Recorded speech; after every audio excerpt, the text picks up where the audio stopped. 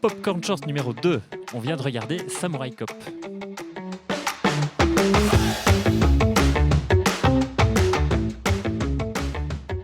Bonjour Vincent Tozzini. Bonjour Caroline Poisson. Et pour parler de Samurai Cop, on a invité plein de monde, mais on n'a trouvé personne.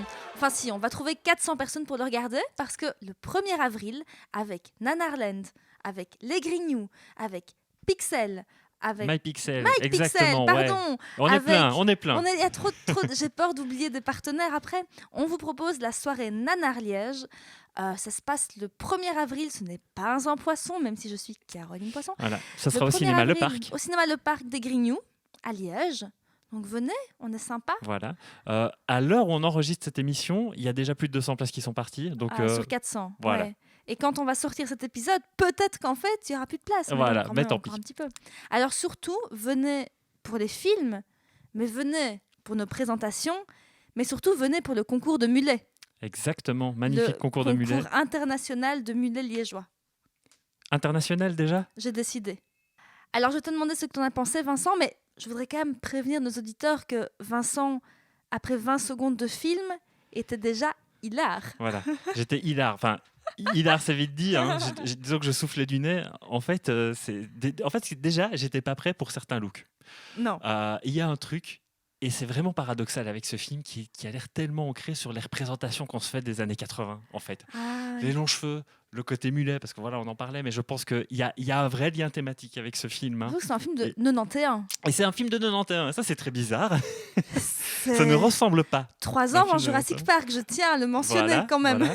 On parlera des effets spéciaux un peu plus tard. Mon Dieu. Donc en fait, effectivement, je me suis mis à pouffer au bout de 20 minutes parce que... 20 secondes Au bout de 20 secondes, pardon. Parce que très vite, il y a un personnage qui est assez important, c'est quand même un second rôle, qui arrive avec une magnifique moustache, une magnifique coupe mulet. Effectivement, j'étais pas prêt. Ça arrivait tout de suite comme ça. Juste après, il a surgi. Juste après un Robert Sdar qui porte très bien le catogan. À mon avis, il a voulu faire une Steven Seagal, quelque chose dans le genre. Moi, il ressemble pas à mon papa, alors je l'aime bien. Mais je pense que... Alors, j'ai passé un très bon moment. Enfin, t'as bien vu, on s'est bien marré, hein, franchement, devant ce film. Mais je crois que c'est d'abord important de resituer un petit peu ceux qui n'ont pas vu Samurai Cop. Et ça parle de quoi ? Ça parle de quoi, Samurai Cop ? Alors moi, je vais prendre le merveilleux livre que Nanarland a sorti. Voilà, parce qu'on rappelle qu'on est très content de faire quelque chose avec eux. On est très content. On a la documentation pour. Alors moi, j'avais découvert des images de Samurai Cop grâce à une soirée où on avait passé à la recherche de l'ultrasex. Donc voilà, ça on va resituer aussi, c'est un détournement en fait de Nicolas et Bruno, donc que vous connaissez via Canal+, et le message à caractère informatif. Et je crois que c'était en 2015 ou 2016, ils ont produit un film qui est un gros détournement en fait de films de cul des années 80. Et au milieu de tous ces films de cul des années 80, en fait, il y avait Samurai Cop qui n'est pas un film de cul. Mais il y a quand même beaucoup de cul. Hein. On prévient à ceux qui pensent prendre leurs jeunes ados le 1er avril pour venir nous voir, vos popcorn préférés, et secondairement les films, qu'il y a quand même beaucoup de cul. Il y a beaucoup de cul, il y a pas mal de paires de nibards et de fesses. Ils font l'amour en culotte, par contre. Mais ils font l'amour en culotte, oui. Je sais pas comment ils font, mais... Bah écoute, ça passe. Hein. Alors, donc oui, j'avais découvert des scènes de Samurai Cop là à la recherche de l'ultrasex. Je vais prendre ici le petit pseudo-résumé. Sa crinière lui tombe sur les épaules délicatement couvertes par sa veste en cuir.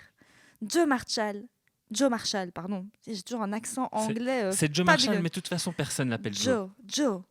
Et le flic samouraï. Exactement. Tout en muscles saillants, visage bovin qui ne s'assume pas et slip moule paquet.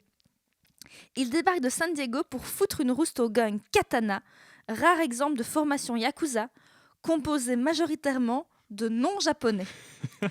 Contre vent, marée, blague débile de son coéquipier et pression du commissaire qui a le maire sur le dos avec toutes ses conneries, Joe démastique, ok. Ah, il démastique. Joe démastique de l'homme de main et tombe les filles, suivant la voie du samouraï, bien sûr. Et alors, il y a quelque chose Quel beau résumé. Oui, il y a quelque chose de l'arme fatale dans ce film. Déjà, on salue les magnifiques descriptions de Nanarland. C'est vraiment des trucs qui donnent envie, en fait, quand tu les lis. Hein, ce livre est magnifique, je vous le conseille. Oui. Mais malheureusement, en fait, l'exemplaire que tu tiens de la main, je crois qu'il est en totale rupture de stock. C'est plus possible. Oui, mais j'en ai un également. Celui-ci est celui de merveilleux endroit où on enregistre, mais je l'ai également. Mais c'est vraiment un très très beau livre. Mais pardon, je m'évade. Non, mais je disais en fait que dans la description que tu fais, en fait, il y a cette idée de regard bovin. En fait, je trouve qu'il y a vraiment, il y a vraiment un côté chez cet acteur principal, donc Matt Hannon. Je sais pas ce qu'il a fait d'autre. Je crois vraiment que le Samurai Cop en fait est le film de sa vie, hein, vraiment, parce que d'ailleurs il se retrouve dans le 2, mais ça c'est une autre histoire. Mais il y a vraiment un côté dès que il y a un gros plan sur lui et qu'il doit jouer l'intensité, il a l'air con, mais il a l'air si Il a l'air con. assez bête. Hein. Je lis ici quand même. Tout juste lui sera-t-il accordé le mérite historique d'avoir anticipé malgré lui le tournant vaudevillesque de la franchise L'Arme Fatale, parodié ici avec une insouciance quasi criminelle. Mais il y a quelque chose comme ça, Il hein, y a quelque effectivement. chose. Hein. Effectivement, quand tu vois un peu... parce que c'est difficile de ne pas faire le rapprochement avec l'arme fatale quand tu as le synopsis, hein, le pitch de Même quand base. tu les vois. Même quand tu les vois, c'est ça. Mais même en termes Premier d'esthétique, plan, hein, il y a c'est, vraiment quelque chose... alors là, on n'en a pas encore parlé, mais il y a quelque chose au niveau de la chevelure de Matt Hannon. C'est très très important qu'il ait les cheveux longs. D'ailleurs, il y a des raccords perruques qui sont pas top. Oui, en fait, on s'est dit avec Vincent, à notre avis, il a tourné certaines scènes avec les cheveux longs. Et puis, il a dû certainement se couper les cheveux pour un évident effet de look plus contemporain, mais sûrement qu'il a fallu retourner des scènes et que là, ils lui ont mis une perruque, mais pas toujours la même. Et il y en a une qui est très fortement Ah oui. brochée. Ah oui, c'est incroyable, hein, c'est pas du tout ses cheveux, c'est tu Non. vois d'une scène à l'autre, mais en plus Et vraiment la au sein d'une couleur même change. séquence. Et la couleur. Bon, étant assez spécialisée en coloration, je Alors, peux te dire que la couleur change. Ouais, et en plus, en parlant de couleur, ce film a aussi de gros problèmes. Alors oui, la colorimétrie est assez particulière. Voilà. Dans une même pièce, on peut avoir une teinte très bleue et une teinte très orange. Voilà. C'est assez À tel point fabuleux. qu'on a l'impression qu'ils sont pas du tout au même endroit. Non. T'en as un qui est sur le soleil de Beverly Hills, pendant que l'autre, il est à New York pluvieux. Mais surtout, je sais c'est pas. censé être un champ contre champ dans Oui, la même exactement. pièce de 12 mètres carrés. Oui, la colorimétrie est assez particulière dans ce film, mais il faut vraiment que vous le voyez. Je pense que sur grand écran, on va en prendre plein les yeux. Hein. Voilà. Je pense que ces couleurs sur grand écran, ça va être magnifique. Je me C'est ça. réjouis. C'est ça.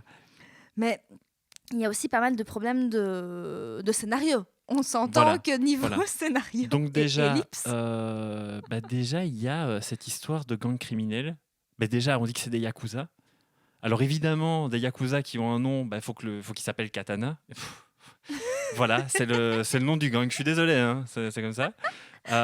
Et évidemment, le grand méchant, le maître samouraï de cette bande de yakuza, comme c'est si bien dit dans le bouquin, hein, c'est évidemment, parce que lui, il ressemble vraiment à un yakuza, c'est Robert Sdar. Voilà. Robert Sdar, si vous ne savez pas qui c'est, si vous l'avez vu au moins une fois, vous savez qui est Robert Sdar. On retient son visage. Voilà, vous retenez son visage, c'est le gars du cinéma d'action, de série B, de série Z, avec la mâchoire hypertrophiée.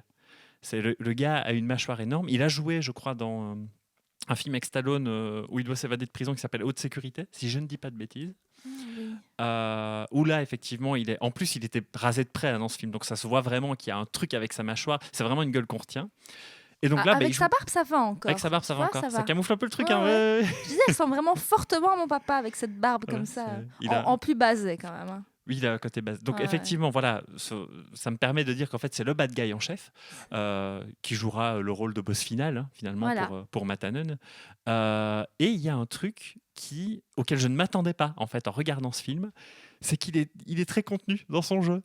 Il est très tu vois. Il est assez calme. Hein. Oui, c'est ça. Oui. D'habitude, moi, je regarde ce genre de film, je me dis, oh là là, ok, ça va être over the top, il va y avoir un bad guy qui en fait des tonnes. Pas du tout. Par contre... il en fait des tonnes niveau look. Hein. Il en fait des tonnes niveau look. Il y a un moment, tu dis qu'il ressemble à un danseur de flamenco. Ouais, oui, il y a un côté, oui, il a avec un pantalon très moulant comme ça. Noir, puis une chemise rouge qui laisse entrevoir ses poils. Voilà. C'est très beau. Il y a ça. Et par contre, il est dans un jeu en contenu. Il déclame ses répliques comme ça, mais c'est très calme. Le jeu d'acteur est très... Je cherche un mot. En demi-teinte. C'est parce qu'en fait, ce qu'il y a, c'est que vraiment, s'il y en a un qui attire, mais vraiment, il attire la pellicule, c'est pas possible, il prend toute la couverture à lui tout seul. En fait, c'est Matt Hannon. Ouais. Matt Hannon, dès qu'il doit commencer à se battre. Joe, hein, pour ceux qui n'ont pas suivi, parce que même nous, pendant le film, par moment, on ne retenait pas les prénoms. Hein, donc, Joe le samouraï. Voilà. On l'appelle le samouraï parce que juste une réplique du gars qui dit en fait, des maîtres japonais lui ont enseigné les voies du karaté, du karaté exactement. Sauf qu'on on le voit jamais faire du karaté. En fait, si, il donne des. Si, il fait un petit truc avec donne sa des pains. main comme ça, tu vois. Bah ouais. Il donne des pains. Enfin, ça va. Ouais. Il met des bastos, il met des trucs. À un moment, il a un sabre, mais c'est pas le sien. Non. Il coupe le bras d'un mec avec. D'ailleurs, c'est une des scènes les plus emblématiques du film. Et puis à la fin, il y a un duel au sabre, qui est d'ailleurs peut-être la seule scène que j'ai trouvée intense et plutôt bien réussie. Intense. Ouais, je la trouve un peu longuette quand même. Hein. C'est un peu Ouais, mais laborieux. c'est parce qu'on sortait d'1h30 quand même de. Ouais. Il y a un moment, il y a des moments où ça rame. Mais un point que je veux quand même aborder, sinon je vais oublier, mais on dit qu'on oublie les personnages, tout ça. Il faut quand même aussi savoir que Vincent, tu as réussi à confondre deux personnages féminins. Ah oui, non, parce j'ai qu'on pas les fait voyait exprès. juste Oh non, blondes et nues. non, je me fais afficher, c'est pas vrai. Je vais avoir des problèmes. Mais c'est pas celle-là. Je dis, mais non, c'est l'autre. Oui. Les personnages ne sont pas assez définis. Oui, Ce elles qui sont fait pas qu'on a définies. Si ce n'est- tendance à confondre un petit peu. Moi, Effectivement. dans l'armée de méchants, je me perdais un petit peu Oui. aussi. Quoi. Bah, je trouve déjà que les méchants, enfin, que ce soit méchants ou gentils, en fait, on s'en fout, mais c'est vrai que les personnages masculins ont plus une identité, alors que ici, tu as vraiment l'idée que les personnages féminins sont là pour se dessaper, vraiment là pour se dessaper. Beaucoup, oui. Et comme on le disait, il y a vraiment, je pense, un bon gros dixième du film qui ne sont que des scènes de cul. Oui, elles sont longues en plus. Ouais, et c'est long, hein. Elles sont vraiment longues, elles sont un peu malaisantes comme ça parce qu'on un peu malaisant Oui, et il y a un truc en plus avec Matt Hannon, c'est qu'il a vraiment un physique d'acteur de film de cul. Ah oui, totalement. Il y a est vraiment un côté comme bronzé, ça. en mode solarium. Ou alors c'est la colorimétrie, mais même. Ah, on n'y a pas pensé. Non, il a quand même une peau assez croquante comme ça. Mais oui, il y a pas mal de problèmes. Il y a aussi des problèmes de stabilisation de l'image assez phénoménaux. Dès qu'ils essaient de faire un petit travelling, ça tremble. C'est ça. Donc là, je vais laisser la parole à la vidéaste professionnelle parce qu'elle n'arrêtait pas. Ça m'a rendu folle. Oui, elle est devenue folle pendant le. Les problèmes de stabilisation de plan, de colorimétrie, de jump cut, de problèmes de scénario, de rythme. Elle m'a parlé de reflets dans les lunettes. Oui, mais de figurants qui regardent la caméra. Oui, alors oui, ça, on peut toujours regarder dans les films, même dans des très bons films. Hein, on peut toujours voir que dès qu'il y a des lunettes de soleil, on voit l'équipe de tournage dans les lunettes de soleil, toujours. Quand il y a beaucoup de figurants, il faut regarder sur le côté de l'image. Regardez, quand vous regardez des films, regardez les côtés. Vous verrez les figurants sur les côtés. Il y en a toujours un qui regarde la caméra. Toujours, moi j'adore trouver ça.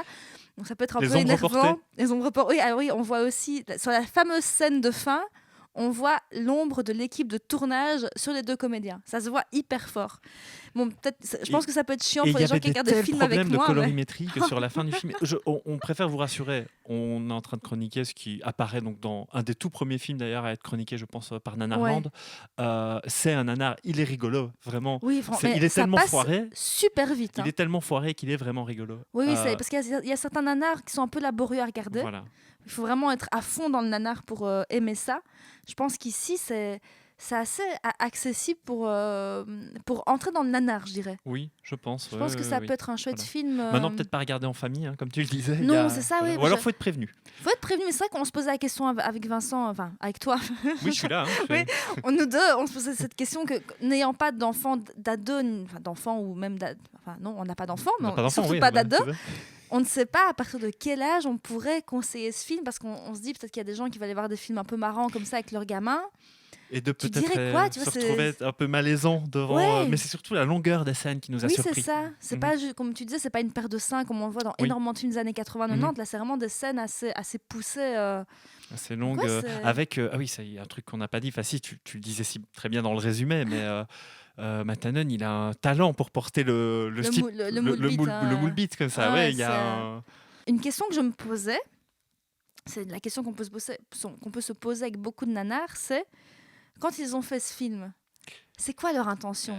C'est le bon film ou c'est le mauvais film ? C'est une bonne question. Non, je pense que c'est... Et justement, je trouve que c'est un vrai nanar sincère, Samurai Cop, c'est que tu vois qu'il y a une tentative de quand même bien faire. En fait, tu vois, ce qui fait tout le sel, justement, d'un mauvais film et qui le rend parfois très ridicule, c'est justement les trucs que tu as évoqués et que tu calcules pas forcément. Genre les problèmes de colorimétrie, les faux raccords. Mais quand tu montes ton film, tu t'en rends compte quand même. Les mauvais raccords périques. Oui, mais à un moment, je vais dire, des scènes ont été tournées, tu fais du raccommodage, il faut que le film sorte. Voilà, ça a donné ça. Tu vois, si tu le compares par exemple avec une production Asylum qui ont des concepts complètement what the fuck, le concept est what the fuck, mais tu as quand même un système de production derrière qui fait que c'est des films qui se tiennent.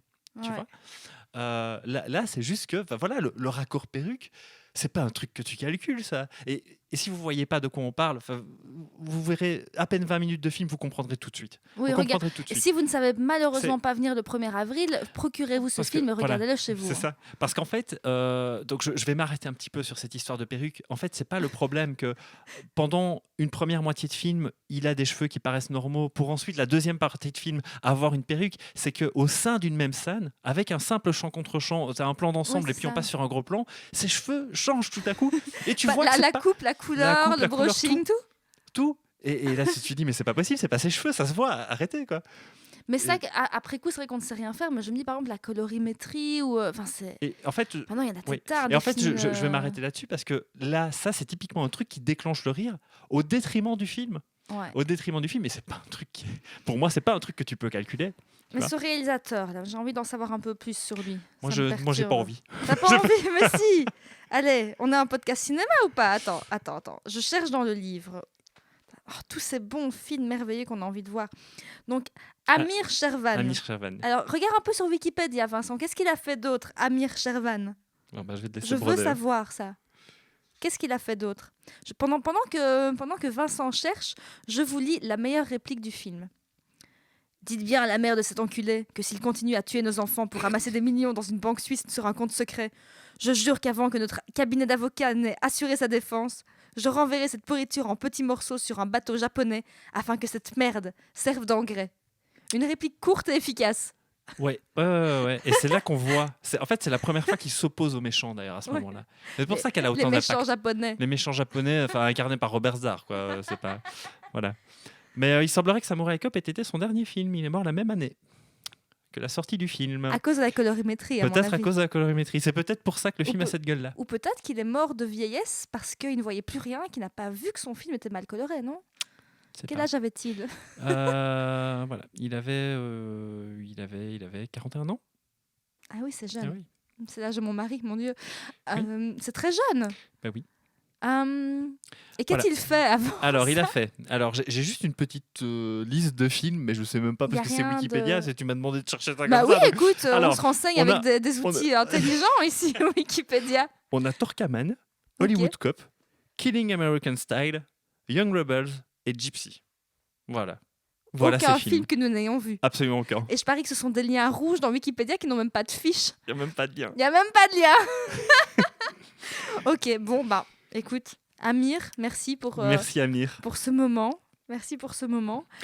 Mais donc voilà, c'était. On s'était dit. Tiens, le Popcorn Short, voilà, vous connaissez le concept, maintenant c'est la deuxième fois.